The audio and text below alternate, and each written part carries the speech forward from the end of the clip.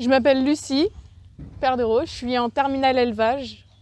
Je m'appelle Sandra Martineau et je suis en terminale élevage aussi. Je m'appelle Paris et je suis aussi en terminale élevage. Je suis là depuis la 4e et après ma 3e, j'ai décidé d'aller en élevage. Et plus tard, j'aimerais rentrer dans l'armée en tant que maître chien. Ensuite, moi j'ai fait un CAP pendant 2 ans, palefrenier soigneur à Saint-Cyran-du-Jambeau.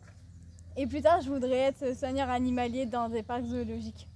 Moi, je suis ici depuis la seconde et plus tard, j'aimerais bien faire un BTS-PA pour être éleveuse de chevaux. Ce qui est bien, c'est qu'on peut voir toutes les sortes d'animaux en élevage, pas que les chevaux. Donc que ce soit les chèvres, les moutons ou les vaches, c'est très varié. Et ce qui est bien, c'est qu'on peut manipuler les poulains dès la seconde parce qu'il y a l'élevage qui est directement au lycée. Il y a des gardes organisés la semaine et le week-end et ça nous permet d'être responsables des chevaux. Et des écuries. Et on peut aussi parrainer des chevaux à partir de la 4e, ce qui nous permet de nous responsabiliser. Donc en gros, on s'en occupe un peu comme si c'était les nôtres, sauf qu'on n'est pas prioritaire pour les monter. Il y a 12 semaines sur les 3 ans et les stages doivent être restés en élevage, mais ça peut être dans les animaux variés.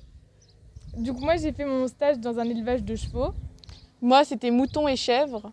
Et moi, j'ai fait mon stage avec des porcs, des brebis, des volailles et des lapins.